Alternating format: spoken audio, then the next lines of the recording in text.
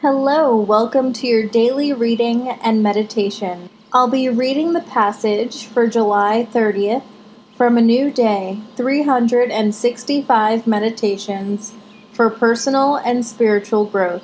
Let's get started with the quote of the day. D. Sutton once said, "Find the grain of truth in criticism. Chew it and swallow it." And now for our reading. Nobody likes to be criticized.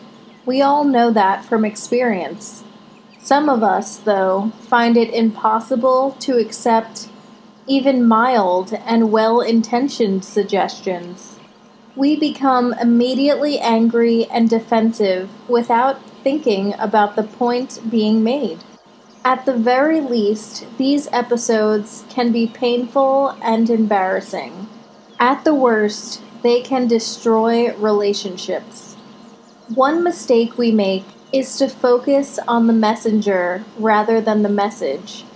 It's easy to become offended when we think and possibly say, "How dare you criticize me when your faults are so much worse than mine?" We may even be tempted to retaliate if we feel the other person is simply out to get us. Looking at criticism another way, we can only go so far in evaluating our own actions and attitudes. If we want to make continuing progress in our lives, we should at least become willing to hear people out. Of course, that doesn't mean just because someone criticizes us, we have to automatically agree. But if we find we disagree after rationally evaluating the remarks, we don't have to react defensively. By trying to be gracious and tactful to our critic, we can turn a potentially negative experience into a positive one. And now for our thought of the day. Sometimes the only way we can see ourselves clearly is through the eyes of another. And with that, we will get into our meditation. Simply get in a comfortable position. You can be lying down or sitting upright in a chair. You can close your eyes, but start to take deep yoga breaths. Inhale deeply and fill the lungs, and release. Just continue to focus on your breath, disregarding any negative thoughts.